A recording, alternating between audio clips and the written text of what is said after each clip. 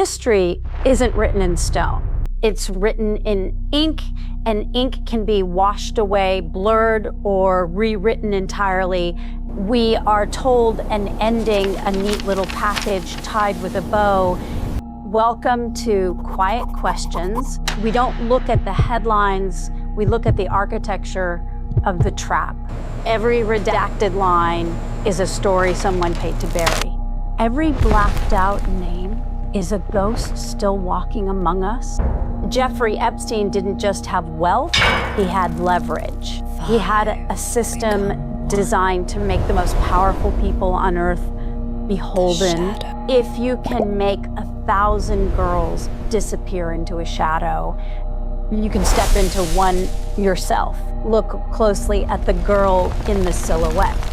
She isn't a human being to them. She's a ledger entry in a suppressed file.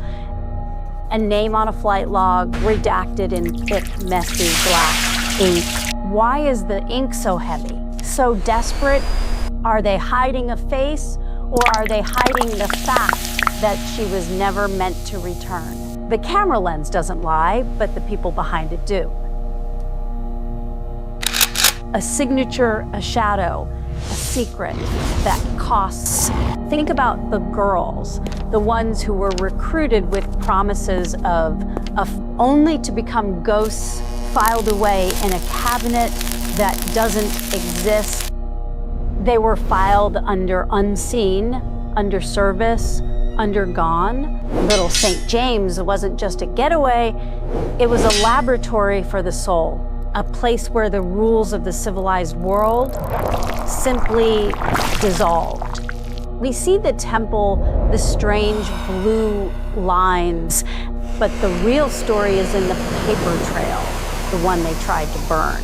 Contracts signed in the dark with ink that stays wet forever, rapid rotary dialing sounds and static interference, and the money is made of blood. How many names are still hidden under those black bars? How many powerful men are sleeping soundly because the ink held firm, a key that turns in a lock that was never meant to be opened? Black ink clouds, a private jet flying through a storm of secrets, a pen scratching a page frantically until it is entirely blacked out by ink. They tell us she was 18, but the ink on her passport tells a different story. A story of altered dates and forged identities blooming in the dark. August 10th, 2019. The night the world was told the monster was gone.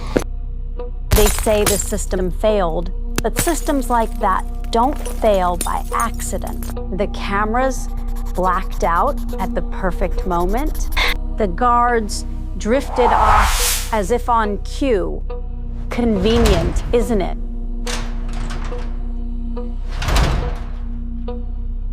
Now, look at the ears, the bridge of the nose, the shape of the jaw. Compare the man they carried out to the man who walked into that cell. The lines don't match. Ink splatters don't lie, and neither does the math of a human face. If you have the money to buy an island, you have the money to buy a body, a gurney, a white sheet, a silent hallway, and a fast exit. The ultimate vanishing act performed for a global audience, but you can't erase the math of a human face, even with a heavy pen. Not when the world is watching, but maybe they wanted us to see the failure, to give us an ending so we would stop asking questions. The tape is unspooling, the recording is distorted, a blinking red light in a sky full of ink. An island that exists only in the shadows of the powerful. The king has fallen, but the game is far from over. A mask that cracks to reveal the void underneath. A shadow that grows until it consumes the entire city. he walked into the fog and became the ink itself. Where does a man go when he's no longer alive on paper? He goes to the blank spaces, the places where the ink hasn't reached yet. Imagine a cabin deep in the woods, far from the cameras and the logs. Does a ghost need a passport when he owns the people who stamped them? Does a man who died in a cell actually stop breathing? Or does he just turn the page and start a new chapter in the dark? A fire in the hearth, burning the last of the evidence. A single maple leaf falling into the ink. Black snow falling on a secret that refuses to stay buried. A glass of gold and a heart of shadow. The pen is broken, but the story is just beginning. Wait. She is still watching from the edge of the frame.